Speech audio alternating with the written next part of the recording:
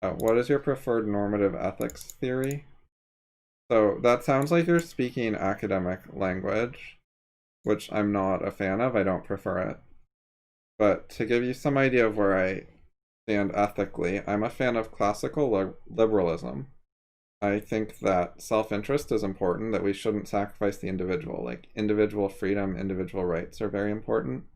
Freedom of thought, private property, capitalism, which means economic freedom, free trade, freedom to have interactions with other people. If you both like it, then no one else can stop you, basically. And I think that that's good for everyone. I don't think you have to choose between the individual and the society. The Ludwig von Mises and Ayn Rand and other liberals. And I have an essay on this, I'll grab.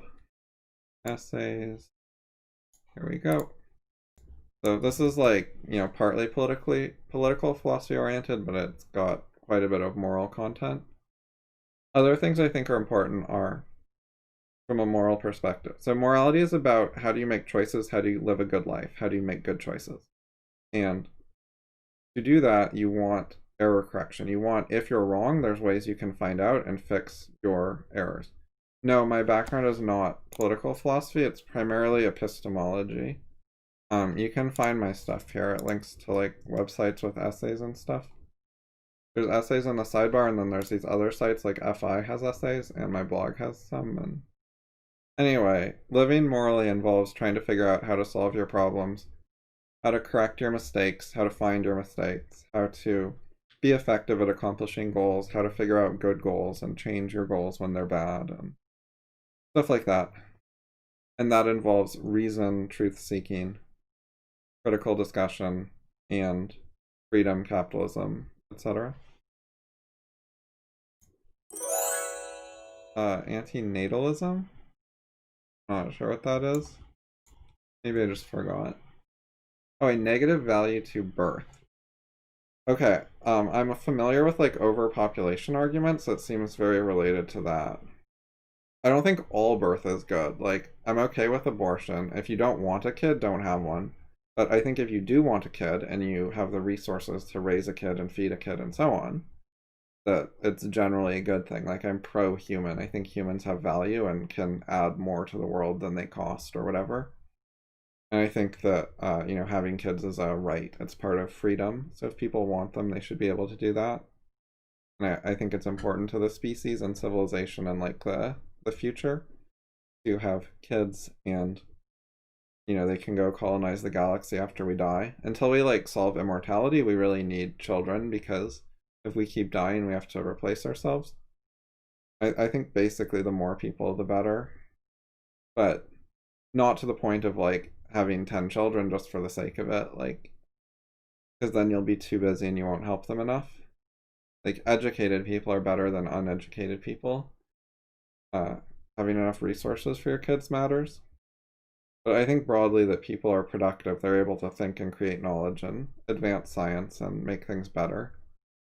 I think people are capable of being peaceful and living in social harmony and stuff. Like, those are solvable problems, not something where we just need to like have fewer people or something. You'd really have to have very few people if you're going to try to avoid conflicts that way. Pain and suffering. I think that like most people prefer being alive to not being alive. I don't think life is just suffering. People like lots of stuff about life. I mean, if someone thinks that way, maybe they shouldn't have kids. Like, if they view life as suffering, that'd be a reason to not have kids. But a lot of people have a more positive outlook. I don't see like the value or purpose of non-existence. It sounds awful. Then you can't solve any problems. You can't make anything better. It's just the end of progress, the end of goals. It's just sort of giving up on reality. Perspective philosophy came on my Discord. He argued a bit. He did not seem very interested or interesting. I don't care that much about trying to get views by talking to people I don't respect. Like, if I respect someone and I think they're actually interested in cooperative truth-seeking, that would interest me. But like, just sort of disagreeing with each other a bunch to create like conflict and drama for people to watch does not appeal to me. Like, I'd rather just write more stuff. I think that most people are doing things that are too hard and too complicated for their skill level. And talking to people like that is not very interesting unless they recognize that problem and they want to change and learn, which is more of a teaching thing than a debating thing. Like, I'd be happy to debate someone who is actually on my level, but there aren't really people like that to debate. Most people need to learn the basics more solidly, like their mastery of basic stuff is not good enough to build on to complicated topics like natalism and all sorts of philosophy and politics stuff people debate, like veganism as well. Yeah, I don't respect academic degrees. I think academia encourages people to confuse themselves about complicated topics while not actually mastering things like asking and answering questions and reading sentences accurately and literally. Like, when you talk to these people, they're constantly making basic mistakes of fact and logic, and it derails the discussion to the point that you can't get anywhere. Because what happens is when you try to correct one of their like misunderstandings or miscommunications or misstatements, they make another one during the discussion where you're trying to correct the first one. And then when you try to correct the second one, they make another one, and it just keeps happening, and so you never really get anything resolved.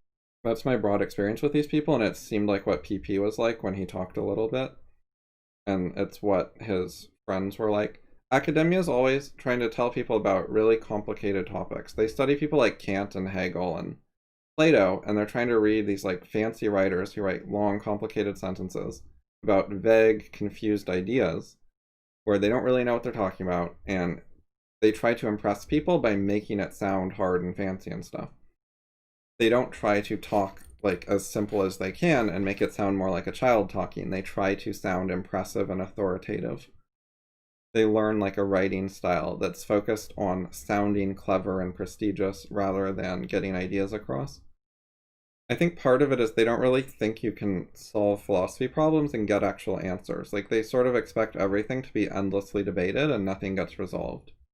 Like, that's their default expectation, so they're not actually trying to say, where can we start with something simple that we can agree on and like find common ground and then build on that, so that you can actually, if you actually start with stuff you agree about and that you're both really, really good at, you should be able to build from there to like a next step that you both agree on and repeat and repeat and repeat and actually manage to agree on some things and resolve some things instead of the endless debating. Observing people who have, yeah, and talking to people who have. Like, David Deutsch has grad school experience, although not in philosophy. Peikoff got a philosophy PhD. But like, if you read academic journals and the books they write and stuff, and listen to their lectures and stuff, it's mostly like this.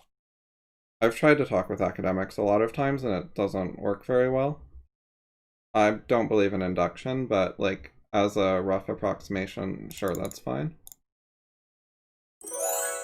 Did I miss one of Internet Rules' comments? I remember there being one. I forgot if I actually read it. Oh yeah, I was too busy with the other guy. Okay, so if someone cares about talking to you, you don't care about talking to them, they could use your paths for it. Well, most of them don't care about talking to me. Like, if Perspective Philosophy wanted to email me and say, hey, I really want to debate you, I read your debate policy, and I'm interested in trying to discuss something to a conclusion or to a 5 impasse chain, then I would be willing to talk with him. But he does not do that. He is not interested in that type of debate, as far as I know. If you think he would be, you're welcome to send him my debate policy and see if he's interested. Or, in the alternative, if he has a written debate policy that he thinks is a better way to hold a discussion, I might be interested in his, depending on what it says. I don't think he has one, though. But I think having a debate where you don't have like clear terms for how you resolve things or how you end a discussion rationally, you just end up with people saying you're dumb and then leaving. Because there's no like clear rules to follow for how to resolve things, and people just run out of patience. They put a lot of like time limits. It's been too long, so we're done talking. Rather than having any structured, organized way of making progress or pointing out reasons progress is not being made as a way to exit the discussion. But a lot of times they leave without ever really saying what they thought was wrong or in what way they thought the other person was being irrational or blocking the discussion or what would fix it or how the problem could be solved.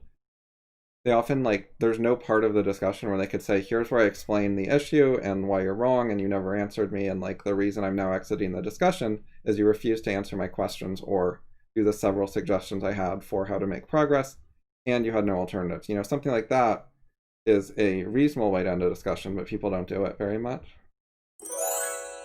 The way academia seems to people depends a lot on how much your ideas fit in. Like, if you're a fan of Karl Popper, then you have different ideas. The issue isn't chunks. Like, okay, so I think of discussions as primarily asynchronous. Like, you can just talk whenever you want. You can send a message today, you can send a message tomorrow. It doesn't have to stop. Like, it can just keep going over time. Like, I run discussion forums where people have talked for years and years. It's not a chunk size issue. It's they do like talk today and then game over. That kind of thing is a problem because then you never resolve anything. With academia, so the less you fit in, the more you run into trouble. Or when you try to push boundaries or like criticize things that they're not open-minded about. Like Karl Popper criticized induction, and if you express those kind of ideas, you get treated worse. But it's also like knowing what to look for. Like, it's fairly easy for people to go to school and they get taught a bunch of stuff and then they accept it, they believe it, it seems to make sense to them. So without like an outside perspective, you might not find all the issues that are visible from a different viewpoint.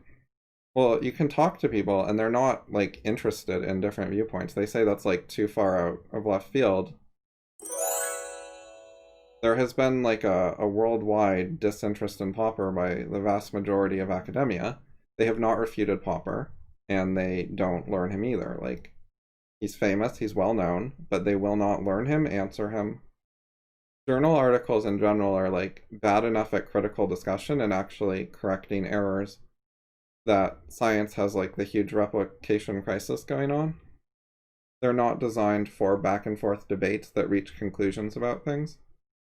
Yeah, I mean, like Rafe Champion is a Popperian. He surveyed tons and tons of textbooks and saw that they broadly ignored or did not answer, ignored or misrepresented Popper. There's a bunch of myths about him that go around. Then you can read what are the academic journal articles and books that say anything about Popper, and what do they say? And they smear him and they don't understand what they're talking about. Or you can look at the Schlipp volumes where Popper did a replies to my critics thing in print. He answered something like 50 articles, and he gave answers to all these different criticisms and questions and doubts and so on. And then where are the follow-ups where people say why any of Popper's answers were wrong, or any criticism where they can say, I've read that volume, I have a different criticism that's not covered there that I think is really important about critical rationalism. Like, I've never seen material like that. People just don't seem interested. I've tried to bring up Popper with a lot of people and they just ignore it. Like, a lot of other people have tried as well. Like, because Popper has actual fans and students and stuff who have tried to explain it to people. It's hard to spread ideas that most people are hostile to. There aren't good mechanisms for getting a dispute resolved. Like, who do I talk to? Who do I contact? There's no real system to talk to the inductivists or any particular school of inductivists and have, like, who's their representative, who do I talk to, etc. There's no, like, organized process to ask, like, what their school of thought's answer to some particular question is, or criticism. I and others have contacted a lot of the people who have written things about Popper, and it's never gone anywhere. It's not just the opponents. Like, some of the more frustrating stuff is the fans who won't do anything. Like, there are a lot of people who like David Deutsch's books, which are Popperian, and they say how great it is. And they'll even, some of them say they like Popper or CR or whatever. And then they just believe a lot of stuff that contradicts Popper, and they don't really take it seriously or try to, like, learn it to the point of mastery and actually knowing what they're talking about. They just say it's good, and then they move on and do something else, which also gets in the way of actual progress or the issues getting resolved. Like, when people try to concede debates early when they're not really convinced, that's a way of shutting down the issue. Here, I'll show you. I've been working on a discussion tree. See if we can find it. well, where are the arguments that Popper's ideas are not that important or interesting? And prima facie, that's ridiculous, because he says induction is an error and that he has the solution to the problem of induction, and that's widely acknowledged as an extremely important problem. So these are some examples. Here is Martin Gardner criticized Popper, and here's a link to an explanation of why his comments were low quality. Common question people have, answer. Group of people doing stuff contrary to CR, response with link. You know, Nicholas Dykes, Anthony O'Hare, Edwin Locke, David Stove. They've written stuff, there are answers, and then they don't respond further. And neither do their supporters. Here's Nicholas Maxwell, Eliza Yudkowsky. You know, we can go through point by point. Harry Benswinger. And each of these things, no one on the other side wants to actually give answers and respond to criticism. David Deutsch. Even the categorization of Popper as a philosopher of science is highly misleading. He wrote about how epistemology works in the general case at length. He also did work on philosophy of science, but that's like not the main point, it's an application.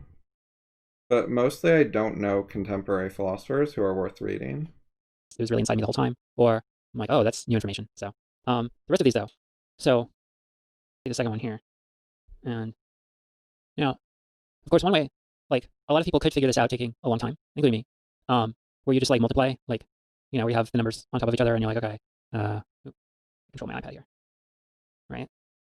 And you just have it that for a while. And then you do the other one and then you subtract them. But you'll note that what they say is, and be able to compute this in your head.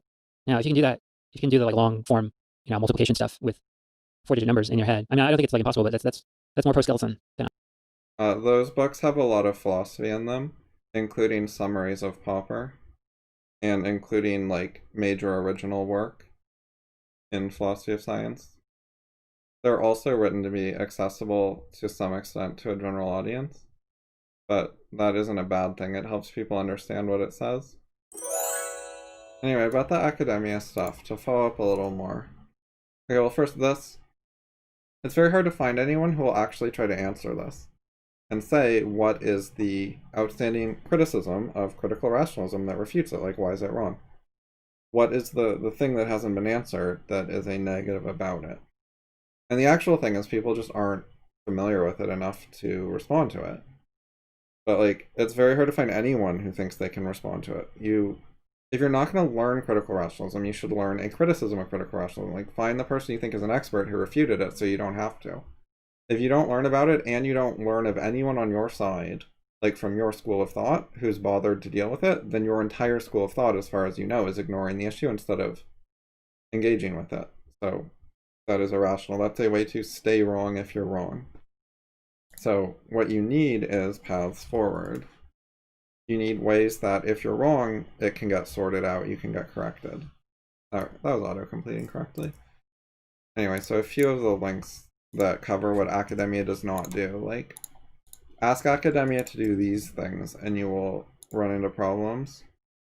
This is another paths forward related one. They're not organized along the paths forward methodology, and they do not have an alternative methodology to solve the same problems of how to make discussions actually reach conclusions and how to not block off ideas just because you like judge their low quality, how to actually deal with them instead of ignoring them when they might be right. Like, how do you objectively decide like we're done dealing with this for now? That kind of thing. Like, you need a methodology for how to do that, and they do not have any particular stated methodology that they claim is rational and explain why that methodology is proper. Because like, there's plenty of real problems. Like, you don't want to spend unlimited time on whatever some guy thinks is important and should be addressed. But on the other hand, if there's a famous philosopher or even a non-famous one who has some essays and shit, like, someone should answer that. Someone should consider it instead of just everyone in the world ignores it. I think that's true, like, even with unknown people, but it's certainly true with someone like Popper, who's like published, has a bunch of fans, a bit famous. Like, at least those people, there's got to be time enough for someone to actually answer them in some sort of organized, methodical way, so that followers of that person, like fans of Popper, could see why are they wrong. Like, there's no way for me to change my mind. Academia is not providing something any like reasonable mechanism by which I could find out that I'm wrong and change my mind. On the other hand, there's no mechanism by which, if they're wrong, academia as a group will find out they're wrong and stop doing all the wrong stuff and update. And Popper's ideas are very high stakes. Like, he's basically saying that intro philosophy classes teach a lot of incorrect ideas, and that later philosophy classes like build on incorrect ideas. He's like attacking some of the core foundational ideas of a lot of philosophy, and he explains why they're wrong and better alternatives that we should build on instead. So if he's right, you know, the majority of philosophers are wasting their careers. And that is the kind of thing you should deal with like sooner rather than later, and you should deal with in a very like serious way. Like, you know, really, really carefully, because if you're wrong, you're fucking up really badly. Right, okay. So I made this low error rate channel on Discord. I'm about to end stream if you have any questions first. But I wanted to show people this real quick. So if you go on the Discord, we have a channel where you can try to say things where you're actually confident about what you're talking about, instead of saying things where you're like, I could easily be wrong, I don't really care. So you can try to not overreach and have discussions that way, which is one of the things academia does not do. This is not a concept academia has, it's not a thing people are aiming for. So the channel explains it and has links to more explanations and stuff. And I think this is like the single most important thing people could do if they want to learn anything and like get better philosophically, is work on this not overreaching stuff, getting the basics right, mastering them.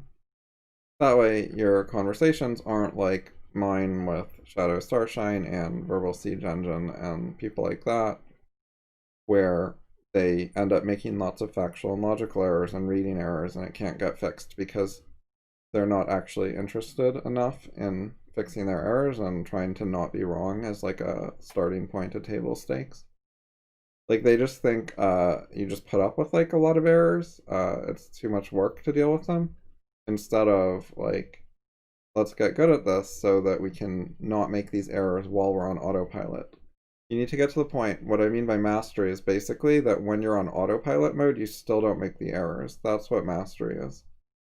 So it's like really easy and it's not a lot of work for you to avoid the errors. You need to get to that point with a bunch of stuff, and then you can build on it. If you cannot autopilot it correctly, then you can't really build on it, because it still takes your conscious attention, so you can't put your conscious attention on the next step. And you make too many mistakes, so those get in the way of next steps. And yeah, philosophers in general just are completely unfamiliar with this concept, and it's getting in the way of them being effective. So if you want to make progress, that is the best thing you can work on. And I also recommend discussion trees, as they're a tool that can help you analyze things closely and like figure out what you're doing and make fewer mistakes. Alright, later guys.